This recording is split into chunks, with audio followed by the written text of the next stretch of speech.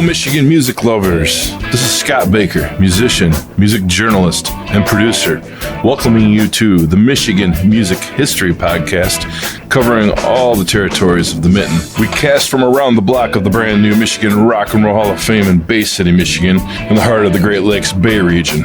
And I'm joined by Michigan music royalty, sitting to the left and right, Dr. J. Gary Johnson of the Michigan Rock and Roll Hall of Fame and MichiganRockandRollLegends.com website, and Sir Fred Reif, Michigan music author, publisher, manager, and musician. Together they have taught, lectured, traveled, hosted, and have been quoted worldwide on all things Michigan music.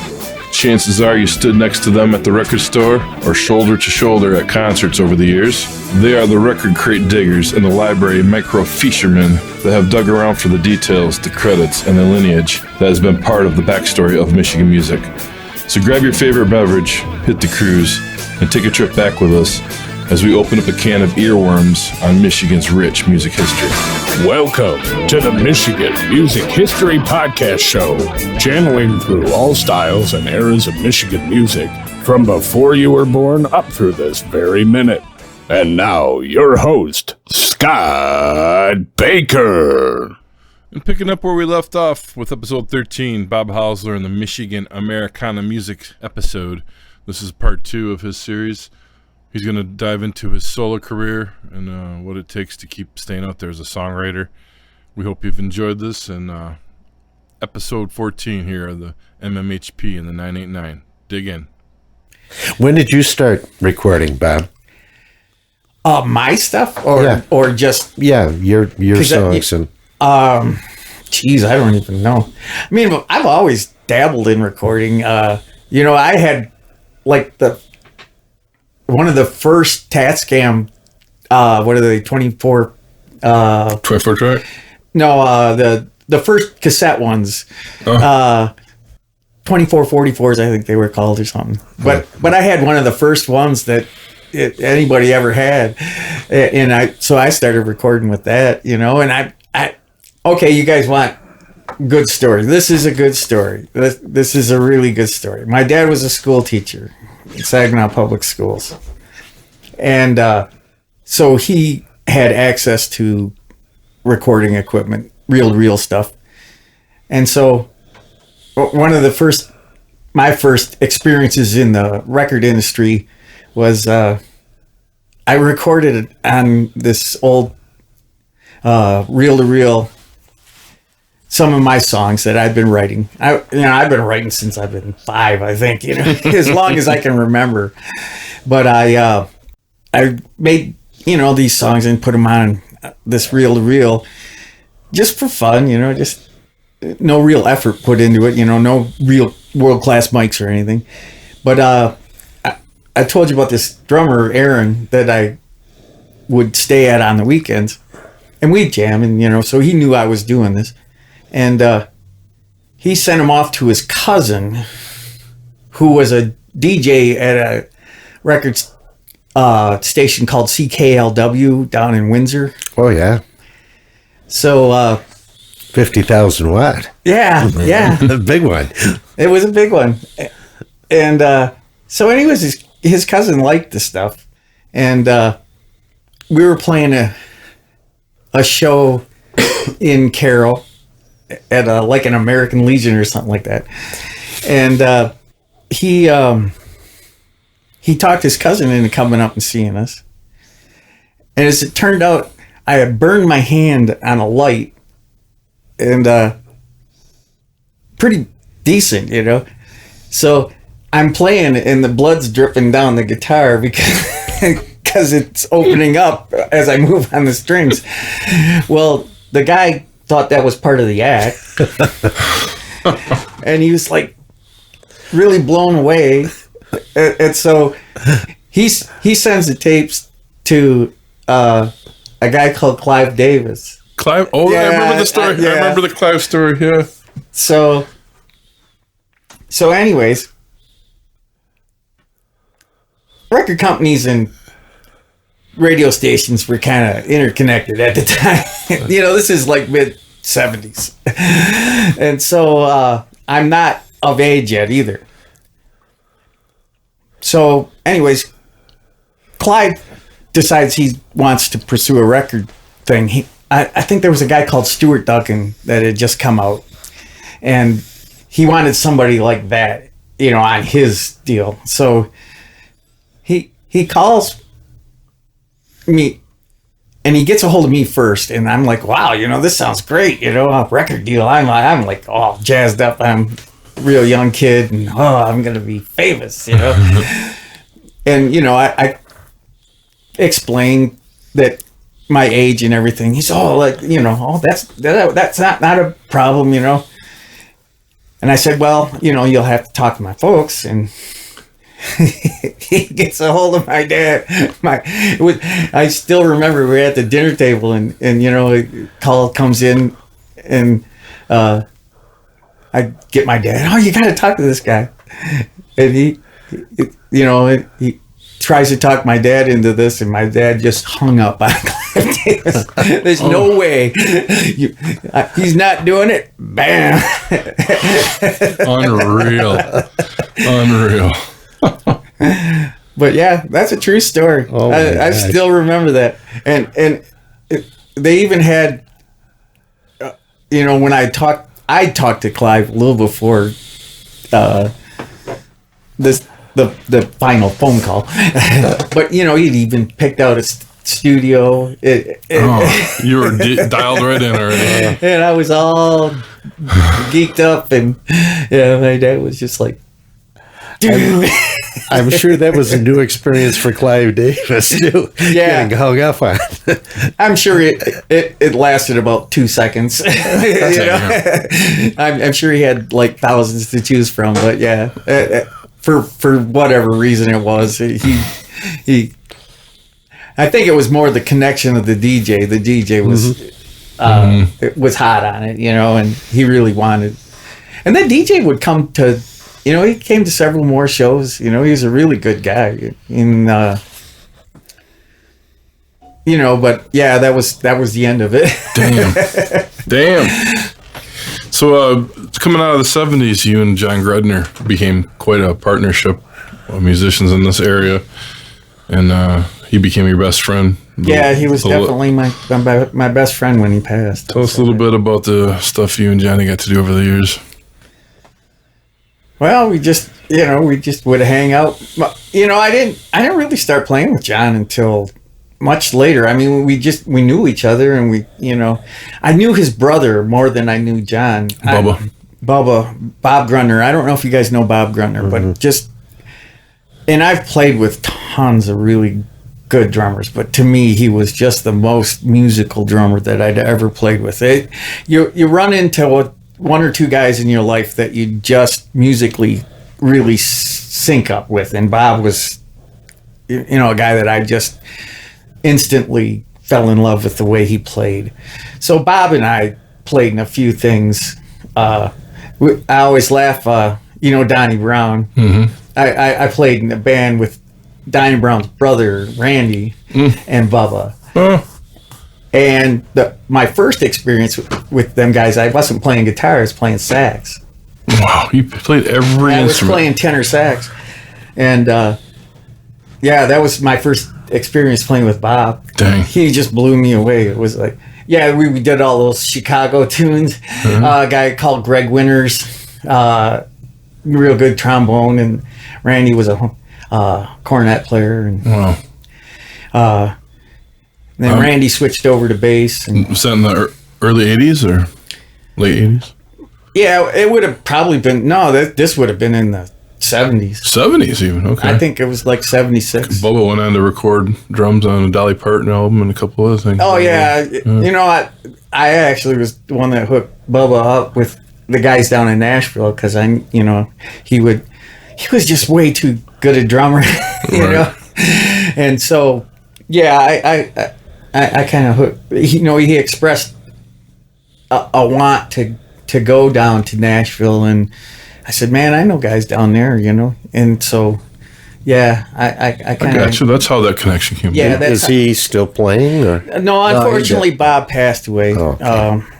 geez, it's been a while now. About 10 years. I think. It's even longer than that. Yeah, I think. Wow. I remember his last show on that blues cruise we had with the Singing Bay Blues Society. Oh, yeah. He was on oxygen and he got up. I got to play with him one last time. Bigfoot Bob was on. Bigfoot Bob and us. Yeah, that was a heck of a night. That was a great day. We did a cruise. It was on the cruise. A cruise during the day. Yeah. But yeah, that was. Man, Bigfoot Bob, what a cool band that. Yeah, that was Bob who used to play with the Bob Seger system on keyboards. Bob, what was his last name? See, I'm no good with names. You know him. Anyway, he was on. I have the CD, but I can't think of his last name.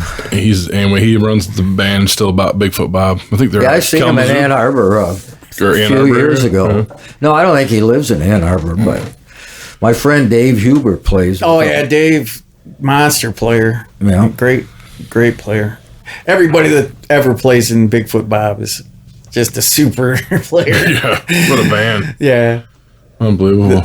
But yeah, that was a great, we were really lucky when I was playing with the Baritones that we did tons of shows with Bigfoot Bob, where we were. Two great bands though. Yeah. You and Johnny, you guys borrowed one of your amps to B.B. King for the show? Or rented it. Probably a few shows. Yeah. He has a rider, or had a rider in his contract that he had to have. His preferred amp was an L5 Lab Series, and one of the few people that have. I still have them. I know. I've been begging Bob for one of them Lab Series to come out of somebody's basement one of these days. I want that in my collection sometime. That's so cool. But I still got a couple of them. Darren Scott's got one too. Yeah, Darren's got one. Yeah. Darren's is a lot better than mine because his hasn't seen all kinds of road. Mine, I've toured with that. Yeah. Solid state. It's solid state. It was. BB loved that. He really liked those amps, and man, you talk about a really cool guy. Yeah, BB was a really cool guy. I had a show in the Michigan Theater in Ann Arbor there, and after the show, we got Bob Gruntner up there. I mean, Bob Logan. You remember Bob Logan? Oh, definitely. Anyways, we got Bob Logan up there to meet him, and Bob had this kind of whiskey, gravelly voice, and BB's like, "You're a player, aren't you?" And he's like, "Yeah," and he took the BB pin right off his lapel and gave it to Bob. Bob was like a kid in a candy store, man. I mean, Lord. He just loved that. Yeah, I played a lot with Bob Logan. I have pretty much taught Bob when he was he went to St. Pete's too, and he was a couple years younger than me. So he was in our band too, the Tucker Blues Band. The Tucker Blues Band, yeah. That was the last time I played drums. Oh, okay, yeah. But Bob was definitely a character. I saw one of his last gigs too, if not the last gig. He was at the Review Awards with TNT, and he was sick. He came in, he was playing behind his back and swinging the guitar around, and it was like it was my first time going to a Review Awards, and I wasn't even up for anything. I just went to go see what they were all about, and Bob stole the show that night. Yeah. He was an incredible player. Well, it holds a special place in my heart, just because I did get him started. That's beautiful. Wow. Yeah. Like I said, all my classes were independent study, and one of them was teaching guitar. So, I had a few guys that I taught that. That's awesome. I had some decent career. Well, that had to be so much fun to go to school and learn how to play the guitar at school. Ooh. That's something else, man. Yeah. There was a great nun, Sister Natalie Meyer, that ran the music program there. I don't know if she was there when you were there or not, but man, talk about a dedicated person. Any money she made from giving lessons, she had one of the first Moog synthesizers, and that was actually, I had to do like a thesis for my senior project in music theory, and she let me use that Moog to do it. You know? Oh man, it was great. Too And, cool. I had a ton of fun. Yeah, and she bought all the Wurlitz. She had a piano lab, and they were all Wurlitzers, and she bought that all out of her own money and put them in there. I think there were 8 of them, and Wow. she would. I would get gigs playing organ at some of the Catholic churches when I was in high school through her, and you would get paid, but she would take a little percentage for hooking you up. And yeah, she'd take that money and put it back in, and she had the Steinway Grand that was there was her piano. Oh wow. And we rent it to everybody. I can remember moving that thing so many times. That's a beast. She would rent it to the orchestra when they would put on concerts. We'd haul it down to the Civic Center, which is now the Dow, but back then it was the Civic Center. What life is full of lucky things. I was really lucky to just fall into that, because I really should have ended up a lot worse, because I was not really performing in school very well, and because of that I ended up going to St. Pete's and fell into these 2 nuns that were really out of the box. But like we did Jesus Christ Superstar, and she just let you, and you could wail, she didn't want you to keep the volume down and sit, and she let you wail. Did you ever record at Art Shields? Did you ever make it over to Bay State and record there? We had a little show last week, and I was wondering if you got to be there. I don't think I was ever Okay. there. What were some of the studios you've recorded in that blew your mind? Well, Emerald in Nashville. Yeah. I mean, that was a room, man. Oh man. It was all wood, and it had this great sound. It just had a really cool sound. And hot tracks in Nashville. I did a lot of stuff in the studios in Nashville. Yeah. Buck's Place was a good place, and So are the songs Jack's Tracks. on your site, are any of those from those Nashville recordings? No, none of those are from those Nashville. Most of those are upstairs, in my bedroom upstairs. But some are with bands. There's not two. There's there's a couple of them that were with the. Your Damn Wall, that was one that caught my fancy off the bat. The Damn Wall, that is recorded at a place called Rooftop Records down in Grand Blanc, and that's mostly me on everything, and then a guy called David Roof that owns this, did some of the tracking too. He's from Ann Arbor, right?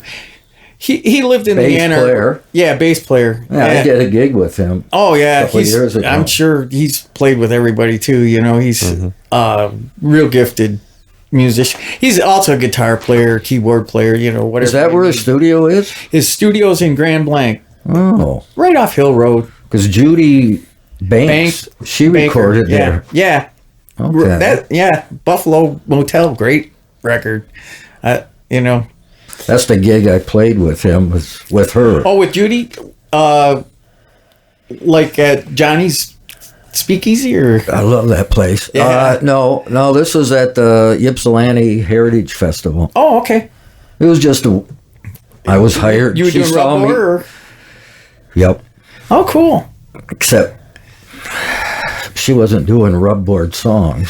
Yeah, hers are pretty kind of old. Slow. Yeah, she does a lot of ballads. Does a lot of ballads. I had a hard time filling in, but I made it through. Yeah, great person. Judy's a really great person. I may have asked you before. You record over where Farner and Grand Funk did those records there off of 23? Yeah. Yeah, I think we brought that up one long drive one time. At one time I thought I was going to be going on the road with Mark. Right. when he was doing his first album. Again, Dick was producing. Yeah. And I spent some time. That was a cool place. I'll tell you what. That is a cool. That cool was place. a cool place. Right on the farm there. Oh, geez. Yeah, that's still there. Yeah. Is it still there? Yeah. I haven't been there. I know he sold all of the equipment to Marshall. Yeah. But man, that was a fun place to go.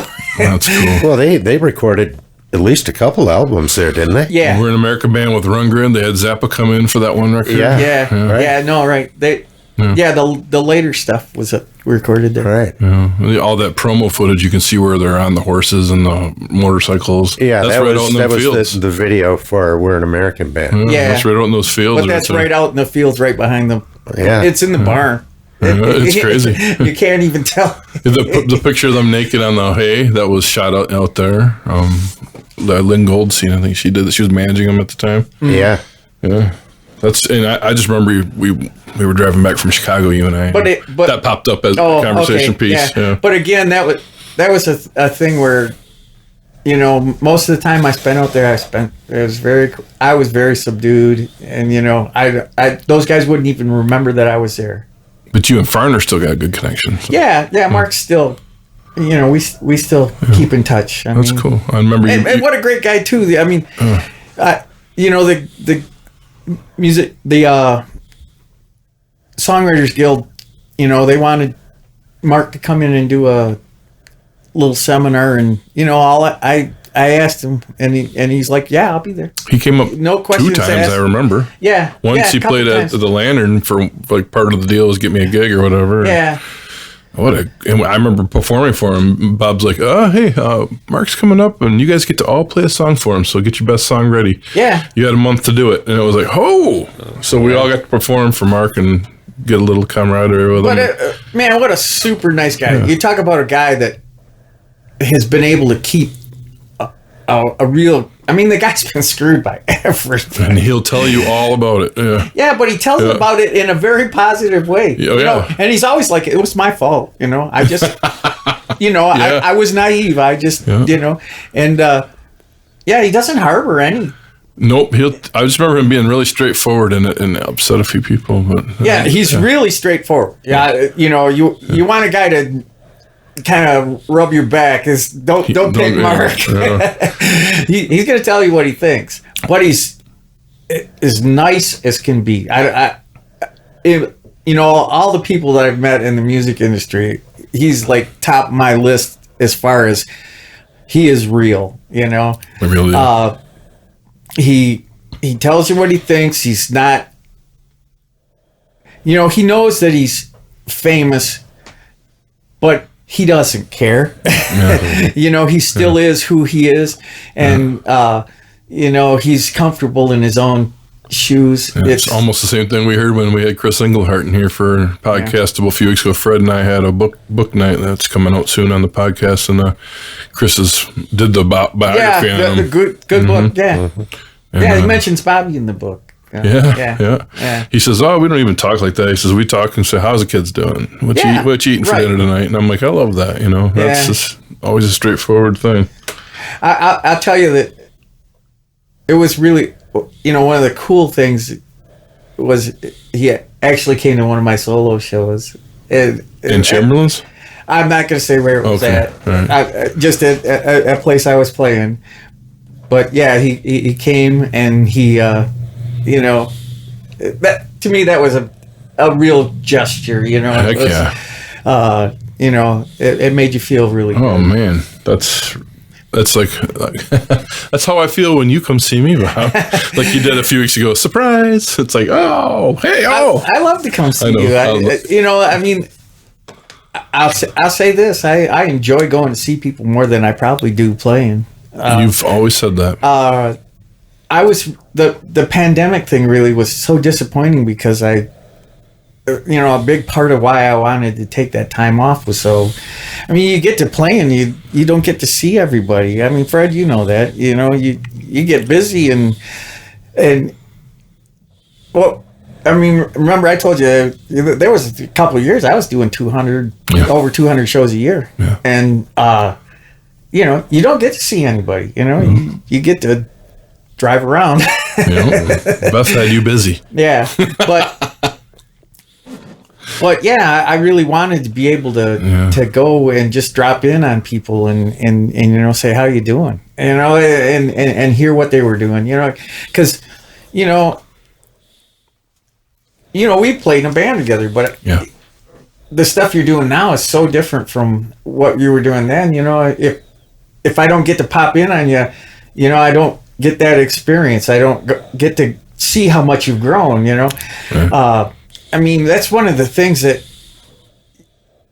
you really feel good about when when you go and you see somebody that you used to play with or something, and you just see the evolution, and you're like, you know, like I say, I take a lot of pride in Bob Logan's playing, because, you know, I feel like there's a little bit of that I contributed to, you know, and it was just, it's really cool when you work with people and you see them blossom into other things, you know. I mean, it's, you know, that's probably the thing you get the most out of. That's awesome. That's perfect. One more little goofy thing I wanted to add, and I just love this, and it's just going to embarrass the crap out of you again. But here we are on the way home from Chicago. We were filming a video for an independent film that was being put together down there. Bob invited me like a couple weeks beforehand. Hey, we're doing a gig in Big Rapids. You want to come with me to Chicago? Sure. And we came home, and I had been sick that whole week. Oh yeah, you were. I had 24-hour flu while we got down there, so we're performing, and I'm like holding it together. But anyway, we got halfway home, and Dave Matthews Band came on the radio, and I'm like, man, that Carter Buford's, he's a mofo. And I know Bob's a drummer lover. Bob, like, he's told some great drummer stories tonight. So yeah, I jammed with him in Nashville at NAMM before or whatever. I'm like, who haven't you jammed with, man? This is so cool. He said, yeah, no, he's cool. But you want to know the funniest part of that story that he's telling you is, I don't know the guy's name. Oh, so I was telling you, and you're like, oh, that's who it is. But I jammed with that guy. That was right. I didn't know his name. Yeah. And the keyboard player was the guy from Earth, Wind, and Fire. That's right. And no, I was doing NAMM shows. You do, like, you represent a musical manufacturer of some kind, and you know, that's why you're there. Yeah. And so I'm not getting paid anymore, so I'm not going to mention the company that. I love that. But you know, I'm demonstrating one of their guitars, and you know, the next thing I know, they're leading these guys. They're like, they're going to sit in with you. I'm like, cool, you know. And I didn't know who they were until after we were done. That's the same kind of thing happened. I jammed with Matt Guitar Murphy, you know. Mm-hmm. That was, I mean, I recognized him, but I didn't really know, you know, who Blues Brother, maybe.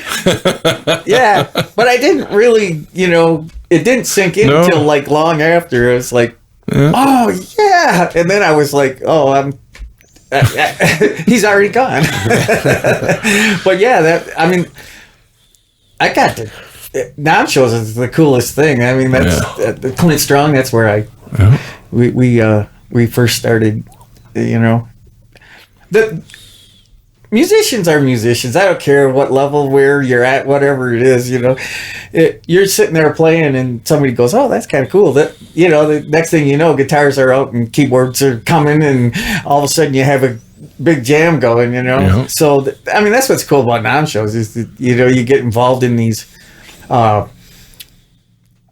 impromptu things with people you have, you know, no connection with until you sit down and start playing, and then all of a sudden you're connected. Yeah, I mean, I got to play with James Burton at oh man, and that was an actual kind of show, you know. That was a show. Yeah, I mean, there was a promoter and stuff, and talk about the most disappointing thing you've ever done. I did get to play with Scotty Moore, who is like my real, you know, pretty big hero. Sure. And nobody was there, you know. Oh, really? Yeah. I'm telling you, there was nobody in the house. Nobody. Oh, Lord. That's hard to believe that Scotty Moore wouldn't fill a room. And that was I'm telling you, there was Wow, nobody Elvis's there. guitar That was in player, Nashville? my God. Both he and That was in Austin. In Austin, okay. That was Scotty Moore and James Burton both backed up Lazy Lester at the Ponderosa Stomp. Wow. Wow, cool. Yeah. I couldn't believe it. Yeah. I got pictures of it, but I still can't believe it. Right. There they are, you know. Oh, man. But yeah, no, and you know, we were, I mean, because there was nobody around. I got to have a really good conversation with them, and you know, nobody was, you know, I thought, you know, I won't even get to. I'll probably at best I'll get to shake his hand. Yeah. Yeah, Scotty Moore always seemed like a real down-to-earth kind of guy. Yeah, real nice guy. Yeah. Every time I've ever seen him interviewed, you know. He was, you know, he was really, and you know, he was totally unfazed, you know, and I was a little, you know, and I probably verbalized it a little, you know, and he's like, oh, that's the way it goes, you know, the kids are listening to something else now, you know, and I'm thinking, man, the guy that, you know, kind of created a whole industry. Yeah, you got it. But he was very at ease with, you know, things have moved on, and you know, I'm not. Yeah. He was happy with the Big 5 or 6 influence. of us that were there to drool. You know. Well, a big influence on George Harrison. Whenever I hear George Harrison solos, you know, especially the earlier stuff. Dwayne Eddy and boy, them you guys. can just hear that Scotty Moore influence. But yeah, it was really weird. I mean, you know, but yeah, you know, you never know when you're if you're hanging out, you're hanging out. I think people think that, you know, there's this big difference. You know, there isn't. You know, if you're hanging out and having a good time, and somebody that's a little bit of celebrity comes by, he doesn't see you any differently than he sees anybody else. I mean, the good ones, you know, the good ones that are really musicians, that the musician is really the passion that's driving them. They're going to pick something up and they're going to play with you. They're going to enjoy it because they enjoy it. That's the whole thing is. That's their love. It's not all the other stuff is just what happened. Right. You know, those guys would be sitting in their ma's basement if they didn't get famous. You know, it's because it's their passion. It's what they do. It's not. It's not. You know, the celebrity isn't what makes them. It's their passion for what they do. So, did you ever get to play or sit in with Dwayne Eddy? No, I did not. I really wish I would have. Wow, talk about an influential guy. Yeah. I mean, you can still hear that style of a guitar all in over, so many different artists. Yeah. Yeah. Oh, I definitely wish I would have. You know, but no, I never did. I don't know. Did we bring up the fact that Tom Burt, the photographer, had brought Dwayne Eddy to town? Oh, really? No. Tom Burt, the photographer, you know, who did 4 of Seeger's albums, he did the album photography for Dwayne Eddy. And every year, Tom graduated from St. Stanislaus, you know, parochial high school in Bay City. And every year, he would do all these, you know, being very artistic. And, of course, he made a tremendous amount of money doing car photography. But music, he was just a big music fan. And so nothing better for Tom than be able to shoot somebody's album. Is Tom still around? No, Tom died of suddenly of a stomach aneurysm, probably about 15 years ago. But on one of the St. Stan's reunions, you know, parochial school, probably maybe there were 70 kids or something like that, you know, and he brings Dwayne Eddy to the reunion. Oh, wow. Very cool. So here's in Bay City, and, you know, Dwayne just kind of, you know, sipping a few drinks and talking to everybody. I guess he was just a real low-key kind of guy. And I've got a crazy story for this, because I was going to bring this up when we were done, but this fits right in. But I was at, not Goodwill, but Salvation Army. It was night before Christmas 3 years ago, and I was getting some last minute stuff put together. Just wanted to see what they had while I was swinging through town. It was just me and my daughter, and there was a Dwayne Eddy album in a frame, and it says "To Tom," and it says "It was so good to get to know you all these years, Dwayne Eddy," in gold pen, and it was for $2.97, and I have it hanging in my basement right now. All right. Wow. And listen, I've got to borrow that because we're going to display, I think, a bunch of Tom's portraits that he did. He was such a unassuming guy, and a lot of people might be a little uncomfortable with having their portraits shot by a photographer, especially somebody who comes in with a camera. But he just had a way of getting people to relax. And so he's got all these shots of different people. He must have shot that album cover then. Oh, yeah. Is the picture of him holding the guitar? Yeah. And it looks like an 80s album. Yeah. It's I have that album, yeah. And it's all in gold too, from Dwayne Eddy. And I said, I got to buy that. I don't know who put that in here, but I don't care whose name's on it. I'm taking that. I can't believe that they would just. And it was sitting on a table. Like, I usually go back to the CDs and the vinyl, but I was walking with my daughter. We needed a light. And they had a coffee table out there, and there was some vinyl on tables and frames. But that one was autographed, so I bought it. Oh, well, that's so awesome because obviously it was autographed to Tom. Oh, and unbelievable. To have that, we'll just display it briefly and, of course, give it back to you. Unless you want to donate it. No, we'll donate that bad boy. That's perfect. Wow, yeah. Yeah, that's well, perfect. We'll give you a little credit under that one, donated by Scott Baker. Yeah. Well, I'm glad Dwayne Eddy came up tonight there, Bob. Thank you. Yeah, well, like you say, he was really a guy that really influenced tremendous amount of guitar players that came after. Doesn't seem to get brought up much. No, for all the influence he's had. But, he really was. My dad listened to Dwayne Eddy, and my dad had a lot of Tammy Wynette, Jim Reeves. Jim Reeves, few what things. a voice, man. Yeah. But my dad was in that kind of country, and but he had Sano and Johnny, which was cool. Some, who were the instrumental guys back then? Dick Dale. Not Dick Dale, not the surf one, but Ventures. He had some Ventures records. Ventures. Yeah. And then one day I came across a couple Dwayne Eddy albums, and I played the crap out of them, and the Roy Orbison albums my dad had.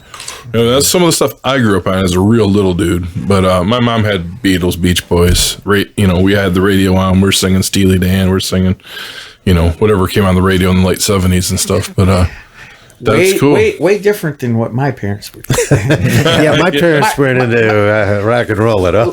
Lawrence Welk.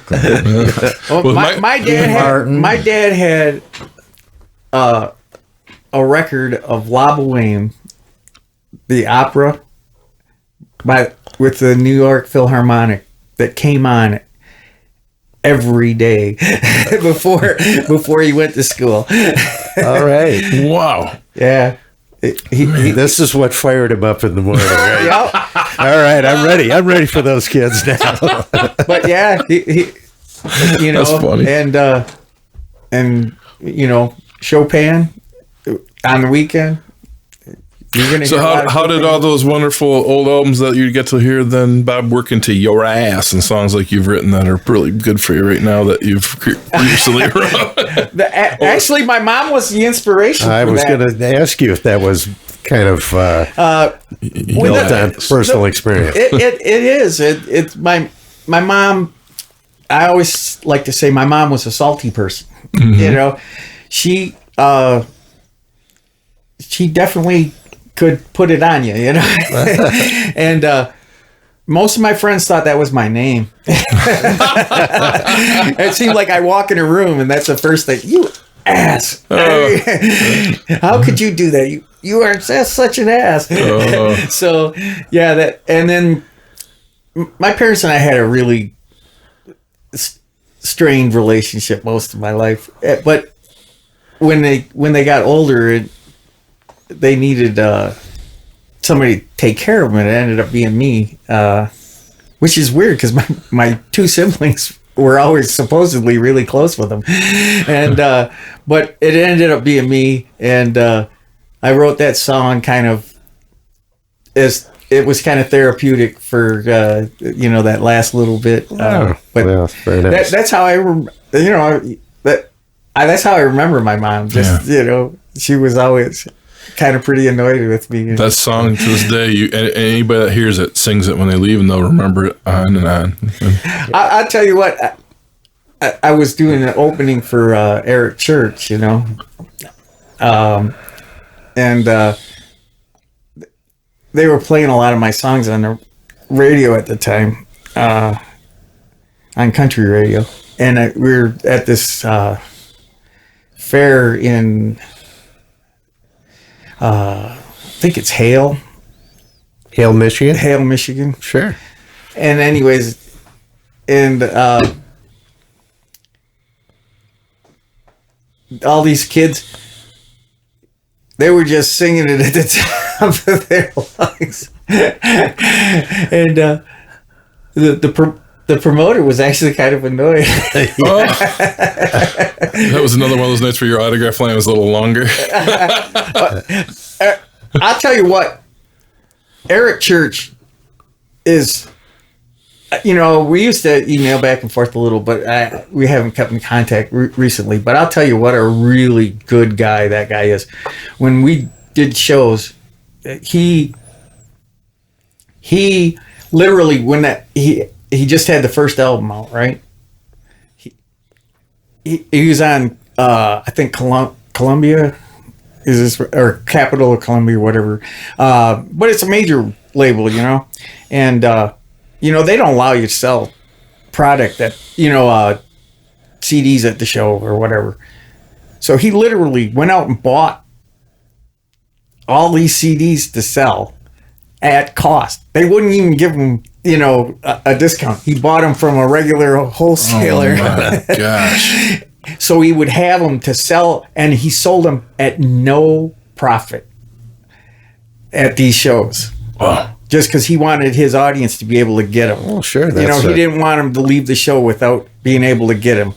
And we did autographs from the show on right after the show until like 1:30 in the morning.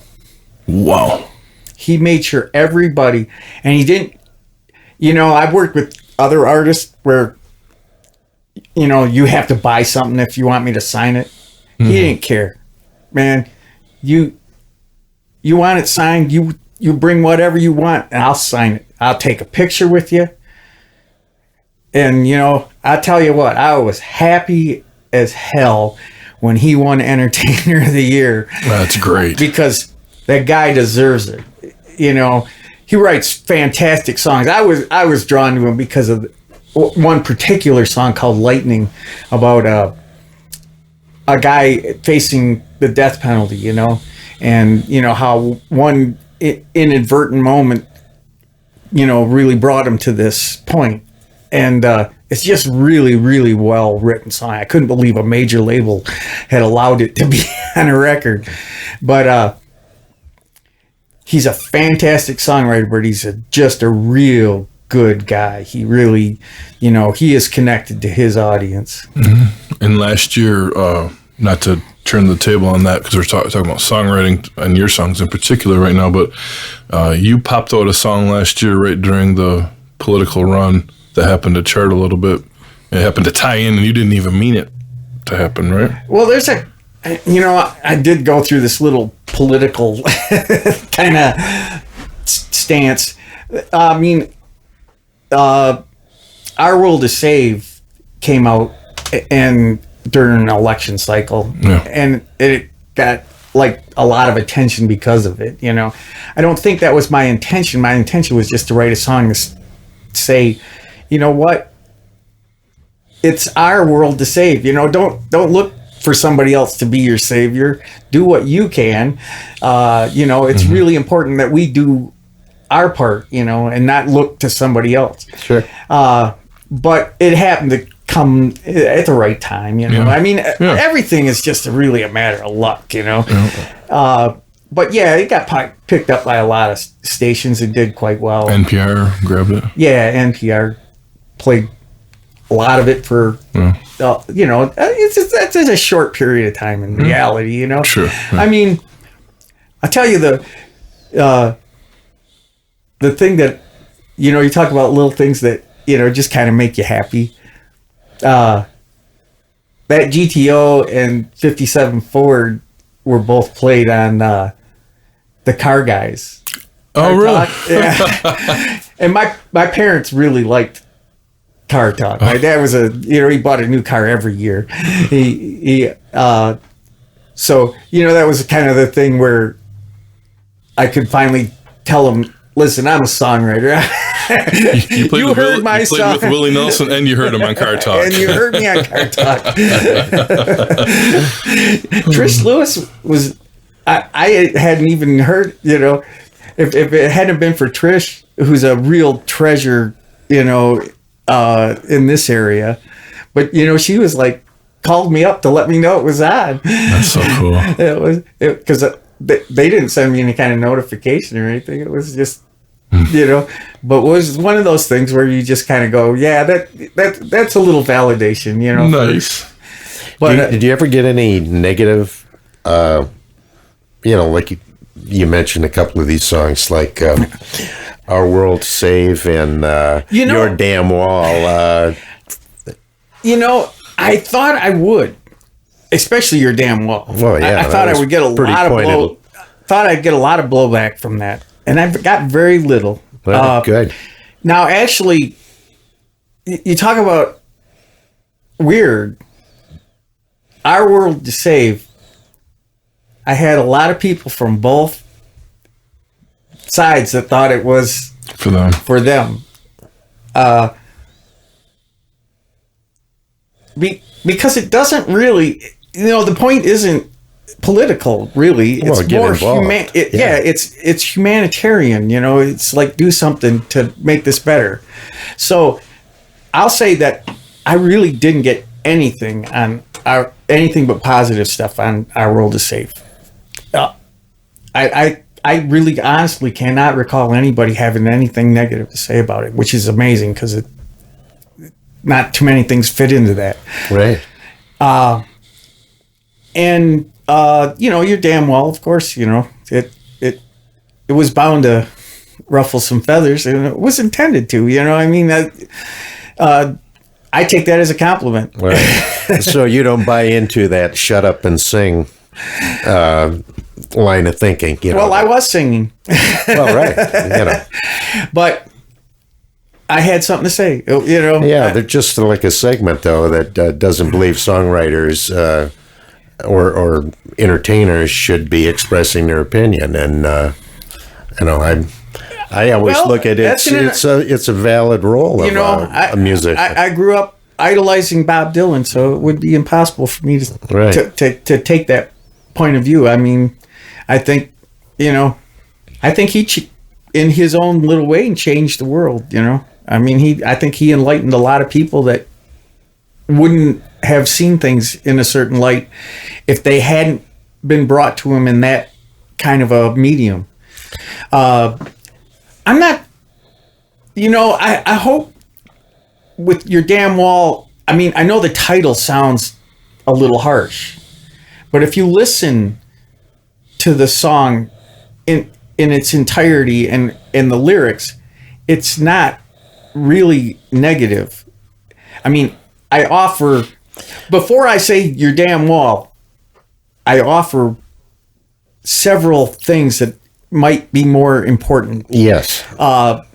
And that's all I was saying is, we've got a lot of better things to invest money in than this wall that really isn't going to change what you say that it's going to change. It's a superficial thing just to spread hate. And let's spread love.